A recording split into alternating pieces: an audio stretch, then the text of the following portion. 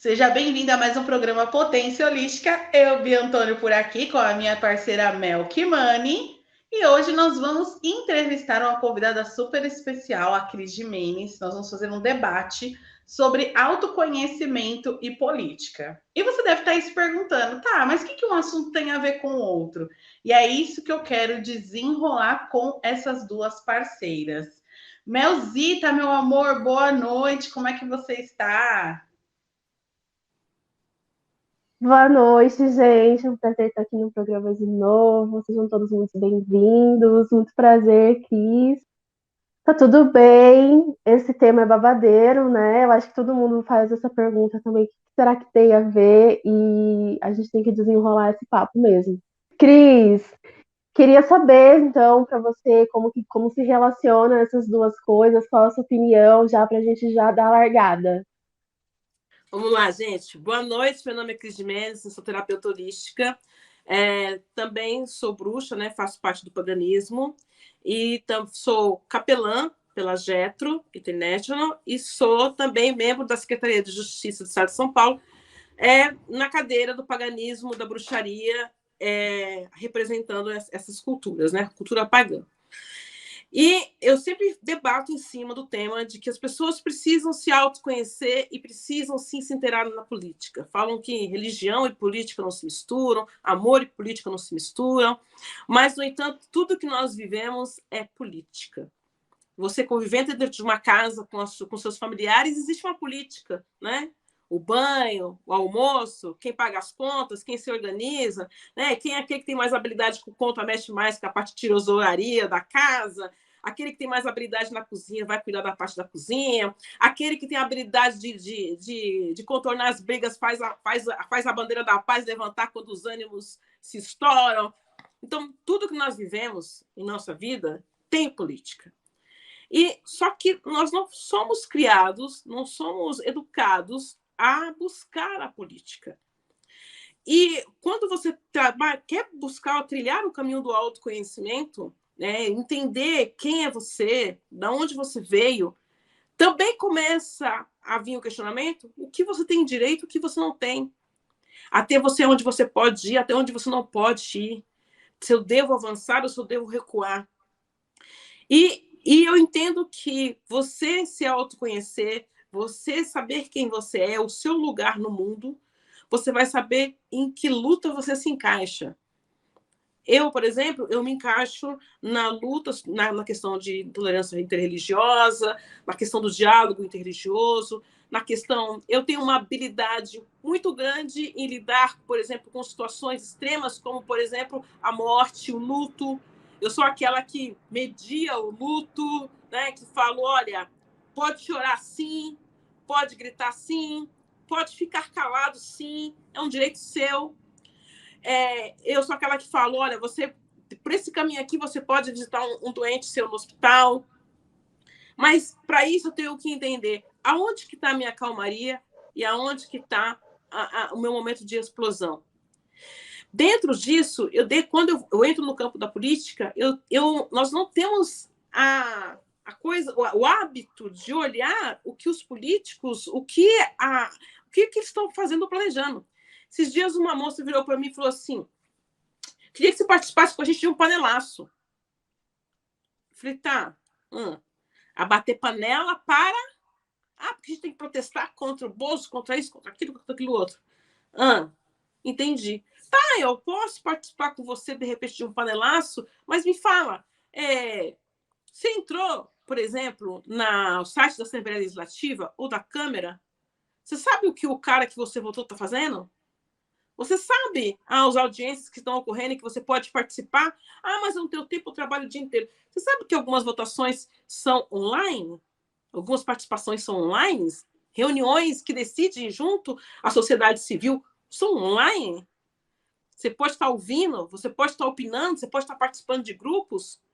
Então, quando eu observo muitas vezes as pessoas gritando, lê uma linha de uma lei e já fazem um escândalo e não entendem o contexto dela, porque elas não conseguem entender a si mesmas. Como é que elas vão entender uma lei? Fica muito difícil você entender o que mas como assim, Cris? Eu tenho que entender O que eu quero para o mundo? Eu quero um mundo que fique batendo panela? Ou eu quero um mundo que vai lá e fala, isso aqui está acontecendo nessa reunião?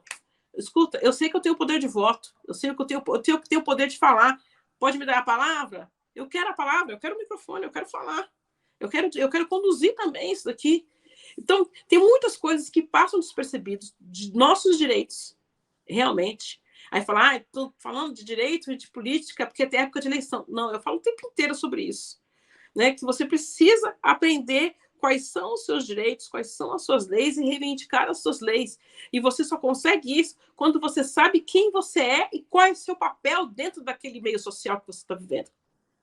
Se você não sabe isso, você não consegue, você vira marionete de manobra. As pessoas vão te manobrando, te jogando para cá, te jogando para lá. Né? Então, quem tem um poder maior de articulação, leva a maior fatia do bolo. E às vezes você está comprando aquela briga, você nem sabe que você está comprando aquela briga. Muitas vezes você vai em passeata, em locais, você pergunta para a pessoa, mas por que você está aqui? Porque por causa da lei tal. Tá, mas o que diz essa lei? E o que essa lei interfere em você? E por que você quer interferir nessa lei? A pessoa não sabe te responder. Porque ela não procura entender, né, o meio que ela vive e quem ela é. Então, por exemplo, ela não pode agir. Você pode ter diversos tipos de cães. E você tem um cão que ele é melhor como guarda. Né? Ele está atento a qualquer barulho e ele já late te avisando que tem alguma coisa errada. Você tem aquele cão que não late para nada. Que ele vê qualquer pessoa, ele vira bolinha, ele fica ali fazendo gracinha e fazendo você dar risada. Você tem aquele cão que quando alguém chega, ele vai se esconder. Cada cachorro tem sua personalidade ali, mas se você vai falar, eu quero um cachorro, pode a pessoa pensar, ela quer um companheiro ou quer um cão de guarda. Não respeita, né, por onde aquele animal age. E nós, muitas vezes, agimos por puro instinto e por pura manobra de boiada. Vai, tem alguém falando ali, vai, estoura, né? Hoje em dia é tão comum a política do cancelamento. Por qualquer coisa se cancela uma pessoa. Você colocou uma palavra errada, se cancela a pessoa. Mas ninguém vai ali ouvir, entender o que está acontecendo. Deixa eu observar, deixa eu entender o contexto dessa história antes de eu meter o bedelho. Então, você só consegue ter essa visão quando você se conhece, quando você sabe quem você é.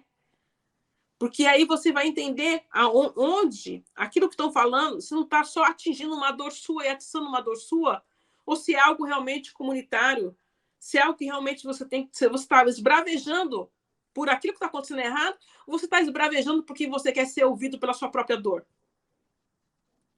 E é esse time que o autoconhecimento te traz. E é nesse time que você consegue fazer política.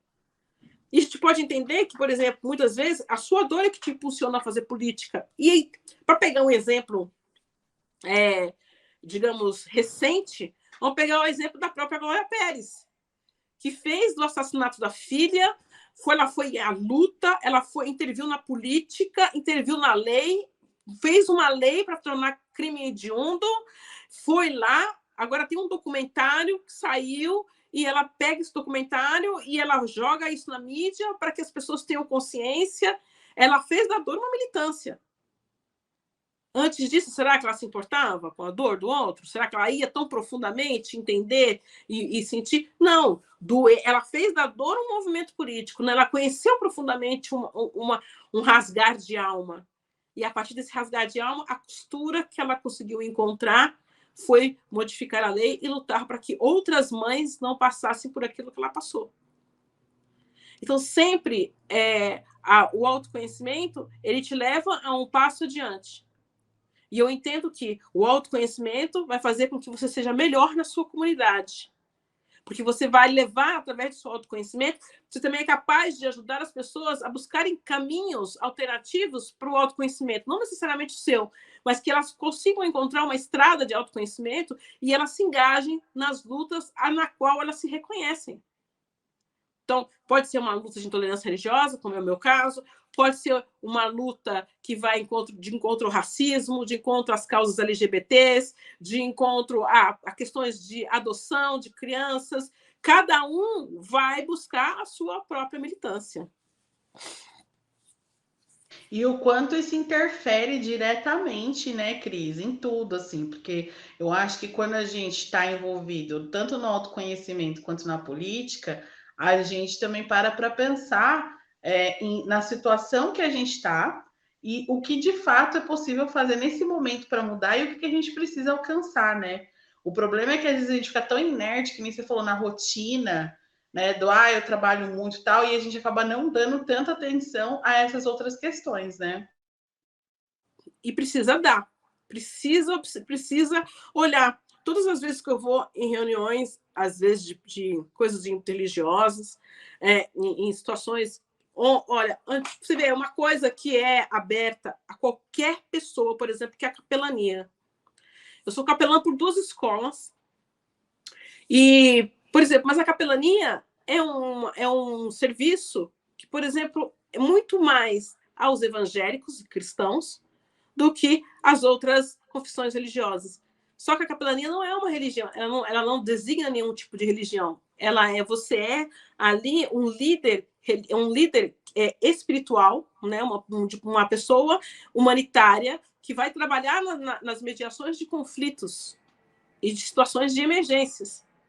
E os capelões, eles trabalham em hospitais, presídios, né? Que o mais comum é hospital e presídio, que você vai ver capelão. E, às vezes, por exemplo, em cemitérios, hoje em dia também se vê vários capelões em cemitério. Mas o capelão, ele não é só isso. O capelão, ele pode trabalhar dentro de uma ação comunitária, ajudando ali as pessoas a entrarem com comida, com roupa, em locais que estão passando por desastres ou por uma emergência. Pode mediar que a polícia ou que a defesa civil entre em locais que estão trabalhando no desabamento. Ele intermedia esse diálogo entre a autoridade e a sociedade civil, ou mesmo, por exemplo, né, tá lá numa viagem, lá dentro de um ônibus, dentro de um avião, 2 pessoas estão ali se degladiando, ele é aquele que para, que vai lá, que bota panos quentes, que media e consegue colocar a paz. Isso é o trabalho de um capelão. Tá ali, por exemplo, numa família enlutada, né, e ajudando essa família enlutada a trabalhar, às vezes até arrumar a documentação para que, né, a parte burocrática caminhe com menos dor possível para a família. Isso é o papel de capelão. Mas, por exemplo, quantas pessoas capelãs você vê de outras confissões religiosas? Né? Pessoal da matriz africana, pessoal do hinduísmo, o pessoal judeus, pouco você não vê. Eu estive na Câmara Municipal na segunda-feira, num evento de capelania, onde 99,9% das pessoas que estavam lá eram evangélicas. Só tinha eu, trajada de bruxa, lá da capelania. E você vê. E é uma coisa que está lá na lei, que você pode exercer. Qualquer pessoa, qualquer liderança, qualquer pessoa civil pode exercer a diplomacia da capelania. Mas não é uma coisa que as pessoas procuram ver, né? E aí elas ficam, às vezes, berrando na porta de hospital, que querem fazer a sua última oração pelo seu ente querido, querem lá prestar sua última homenagem, querem lá...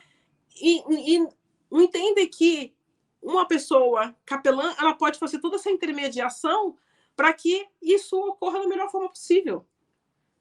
Então, e eu entendo isso por quê? Porque eu entendo que Cris, essa coisa do conflito religioso se encaixa com coisas que eu já vivi e que eu quero que outras pessoas passem por essa situação com o mínimo de dor possível. E eu entendo que eu tenho uma facilidade de lidar com questões de conflitos e situações de extremo estresse, como, por exemplo, um desencarne ou uma pessoa em extremo perigo. Eu tenho essa facilidade de manter a cabeça fria.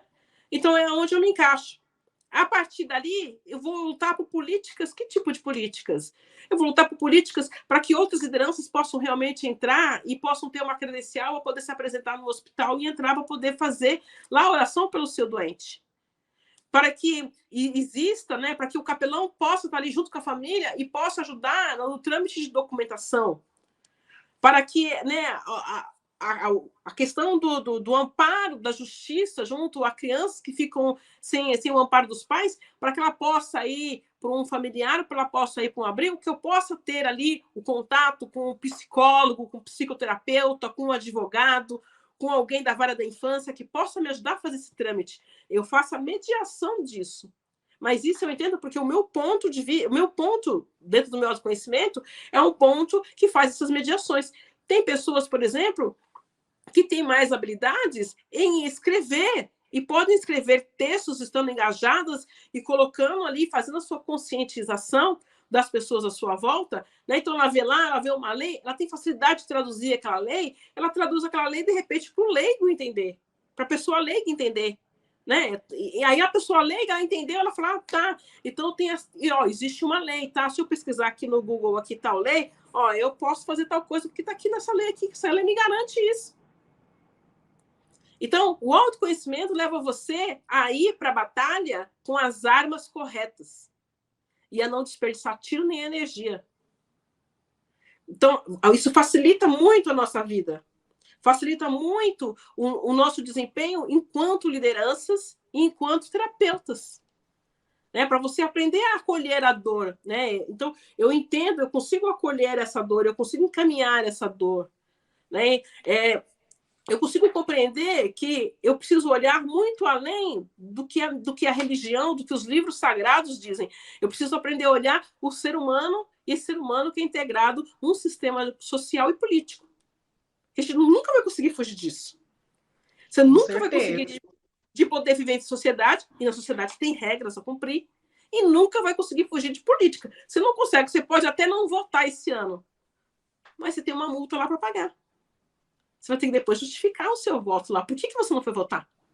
Você pode votar em branco, mas você vai ter a consciência de que você poderia ter dado uma escolha para uma pessoa que não tem perfeito, mas tem o que está ali, mas enquadra melhor dentro do seu modo de ver a vida. Você poderia ter votado naquele político. Não tem só Bozo e Lula, tem outros políticos também.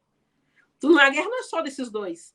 Existem outras pessoas. Eu posso colocar um que não está nenhum dos dois, posso votar em outro. E se todo mundo votar num outro, não vai entrar nem Lula nem Bolsonaro, vai entrar um outro. Então, eu tenho o poder da mudança, mas eu tenho que me conhecer e saber aonde, através daquilo de quem eu sou realmente, aonde eu me encaixo. E aí, Mel, para você, assim, como é que isso ressoou tudo, né? Então, estava aqui aguardando, não foi à toa que eu já iniciei perguntando para ela, né, qual que é a opinião dela. Eu peguei por esse hábito, por uma experiência que eu passei, que eu fiquei, tipo, noite afora discutindo com meu irmão sobre política. E depois de muito debate, a gente chegou à conclusão que a gente estava falando a mesma coisa, de maneiras diferentes. E então eu acho que assim, como a gente precisa do conhecimento, né? A política é muito isso da gente colocar o nosso individual no coletivo, né? Entender o nosso individual e ver como ele pode servir ao coletivo. A gente tem muito essa ideia, né, dos representantes ali, que são nossos servidores, mas eu acho que todo mundo deveria ter essa concepção de que todos nós estamos no papel de servidor, né? Todos nós deveríamos estar servindo. Então, quanto mais a gente se conhece, mais a gente consegue ver por qual competência a gente pode servir, né? Exatamente. Então, você deu o exemplo da Glória. Então, quando acontece algo e você vai à luta, ou você milita, ou você desenvolve algo, ou você reconhece em você as suas habilidades, o que você pode oferecer, se você consegue fazer essa conexão com a política nesse papel de servidor, tudo fica muito mais claro, né? Tudo fica muito melhor, a sociedade caminha melhor, né? Caminha bem melhor. E caminha com equilíbrio. E você não entra numa guerra na família por causa de política. Porque você vai contornar a situação, porque você se conhece, você sabe onde está seu limite. Quando você sabe que aquela situação vai começar a te provocar algo ruim, você sabe o momento de você se retirar, de você respirar, e depois de você voltar, e de repente estudar formas de falar. Porque a forma que você fala, por exemplo, que você vai lá e fala para crianças ali, do prézinho ali, né, do maternal, a forma como você ensina que ela tem que, né, repartir o doce com o coleguinha, tal, não é a mesma forma que você vai falar com o pessoal que está na faculdade. São formas de falar diferentes. E, às vezes, nós temos que falar com linguagens, procurar figuras de linguagens diferentes para falar o mesmo tema, às vezes em família. Às vezes com um você vai falar diretamente, ó, a lei número tal, é assim, assim, assim que fala, e é isso, tem que fazer isso, isso. Você pode falar com outro, você tem que explicar, às vezes, através do preço do feijão. Olha, sabe esse feijão aqui? Esse feijão ficou mais caro porque lá na roça não pagaram o fulano. Então, não pagaram o fulano, o adubo do feijão ficou mais caro. Esse cara não tem como pagar. Então, ele teve que fazer o quê? Para ele conseguir vender e conseguir colocar comida na mesa, ele teve que aumentar aqui. Se ele aumentou aqui, aumenta ali, entendeu? Mas se a gente pegar e todo mundo, em vez de comprar esse feijão, comprar o feijão X, nós vamos conseguir abaixar o preço do feijão. Ou se a gente ficar todo mundo, sabe? Então, começar a ter... Às vezes a gente precisa dessa figura de linguagem para lidar com os nossos. Para fazer com que os nossos entendam. E na semana passada, eu tenho uma pessoa que eu gosto muito, mas eu tenho duas pessoas que eu gosto muito e são extremamente Bolsonaro. São, assim, cegas. Aí você vê o Bolsonaro com todo esse discurso, por exemplo, anti-LGBT, né? E aí, quando a coisa aperta, ele fala, não sou contra, sou a favor, né? Não tem nada contra, mas não na minha casa, né? Aquela coisa toda. Aí você vê, mas a pessoa que é a favor dele tem filhos homossexuais. Aí você fala, nossa, que discrepância. Mas na cabeça dela, por exemplo, por que ela preserva isso? Porque ele fala da família, porque ele fala do bem-estar. Então, como é que eu vou mostrar para essa pessoa que, de repente, essa não é uma boa opção?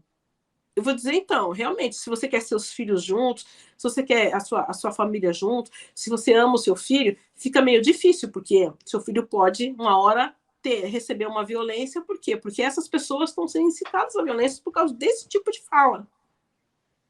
Não vou dizer para ela, não vote, não faça isso, olha aquilo, olha que ele roubou não sei quantos milhões. Porque ela vai dizer, mas todo mundo roubou, mas todo mundo... Entende? Então, eu vou na dor dela para trazer a consciência dela.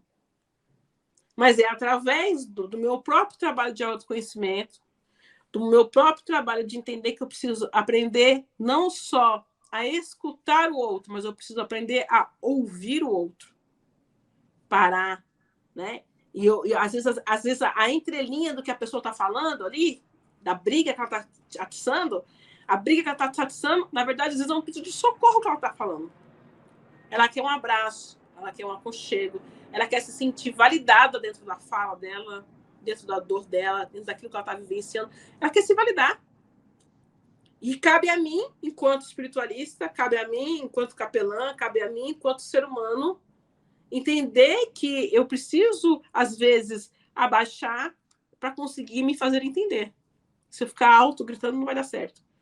Mas eu preciso abaixar. Igual quando você tem uma criança. Às vezes você está com um adulto mesmo, mas às vezes você tem que abaixar que nem uma criança. Falar na mesma linguagem para aquela pessoa entender. Aí você vai perceber que a briga se dissolve e todo mundo almoça em família no domingo com mais tranquilidade. Nossa, arrasou, Cris. E assim, logo, logo tem livro novo? É isso? Logo, logo tem livro novo. Eu tenho... Conta para nós. Eu tenho já 2 livros publicados. Eu tenho esse aqui, que é dos Arcanjos, Segredos Revelados. Esse é o primeiro livro de anjos, né? Que ele fala de toda essa estrutura, mas é um caminho de anjos do autoconhecimento. Ele vai falar sobre autoconhecimento. Gabriel, Rafael, Miguel, Uriel, algumas orações canalizadas por mim, um sistema de 60 dias com os arcanjos que é canalizado por mim. Esse aqui é o primeiro livro dos anjos. Aí eu tenho esse aqui, que é o segundo livro, que é um livro de numerologia kármica, que é um sistema de numerologia que fala da sua vida inteira, desde o momento que você estava na barriga da sua mãe, até com 80% de acerto no momento do seu desencarne. E agora, no final de setembro, começo de outubro, sai o terceiro livro, que é o segundo dos anjos, que é Anjos na Terra, que ele vem falando de Rafael, Gabriel, Miguel e Uriel, mas eles vêm falando como que você trata esses anjos, como que você cuida deles, como que eles agem através de você, né, com outras orações canalizadas. Também vem falando sobre o arcanjo Metatron e o arcanjo Raniel. Né? Então, assim, só para exemplificar, por exemplo, Miguel, que é um dos arcanjos mais conhecidos, ele vem falando sobre o trabalho de, por exemplo, você ousar ser quem você é dentro do elemento fogo. Esse poder de transformar, de você ir à luta, de você enfrentar os seus medos, de você compreender como é que funciona a sua sexualidade, de você, através dessa sexualidade, você trabalhar a sua espiritualidade de uma forma saudável. E aí vem falando sinais de Miguel, né? Então, por exemplo, apareceu um gato, recebeu um girassol, e está aí para sair agora no final de setembro, começo de outubro. O livro está na pré-venda, é R$ 61,00 com frete, né? E a pessoa já recebe em casa, ou ela pode retirar aqui no dia da sessão de autógrafo, que deve, assim que a editora me confirmar a data de envio, eu já confirmo a data também de lançamento.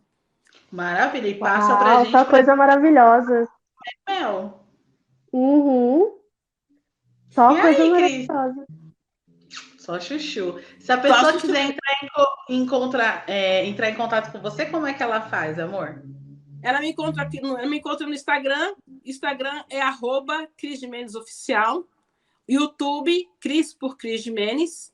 E pelo WhatsApp, que é o 11 98513 0477. 98513 0477.